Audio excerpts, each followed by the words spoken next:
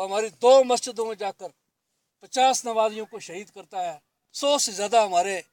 صاحب ایمان لوگ ان کو وہ زخمی، کئی لاشیں تڑپتے ہیں، کئی زخمی تڑپتے ہیں، اور وہ اعلان جنگ کر رہا ہے کہ ہم وہ جو صلیبی مار کا ہم نے سر کیا تھا، تو ایک مرتبہ پھر ہم نے آپ کو تہس نہس کرنا ہے، آپ اپنے گھروں سے اپنے ممالک سے کیوں آئے ہو، یہ ہمارا ملک ہے۔ تو عالمی سطح پر ایک کشمکش، اس خطے کی سطح پہ ایک کشمکش، ہم حالت جنگ میں ہیں، اور پھر ایک غالب تہذیب جو ہمیں اپنے ایمان اور عقیدے سے منحرف کرنا چاہتی ہے، ہماری اولاد کو شیطان اور بغاوت کے اس کے راستے پہ اکسا رہی ہے۔ یہ سوشل میڈیا جس کے فتنے آئے روز ہم دیکھتے ہیں،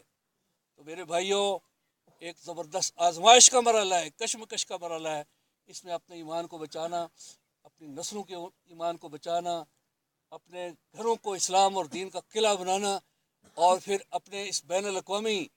مارکے میں اپنے آپ کو ایک مجاہد اور سپاہی سمجھنا، اور اس کے لیے اپنی صفوں کو درست کرنا، اللہ کی توحید اور نصرت کے لیے اپنے ظرف کو تیار کرنا۔ یہ اسی صورت میں ہوگا کہ ہمارے اخلاق اچھے ہوں، ہمارے اعمال نبی کریم صلی اللہ علیہ وسلم کے اسوہ کے مطابق ہوں، ہمارے رویے اسی طرح سے بنے، ہم ایک دوسرے کے حقوق ادا کرنے کی فکر کریں، اور پھر وہ ماحول بنائیں کہ اللہ کی تائید و نصرت ہمارے شامل حال ہو، اور دنیا اور آخرت میں ہم سرخور ہوں۔ تو اللہ سے دعا ہے کہ اللہ ہمیں اس کی توفیق عطا فرمائے،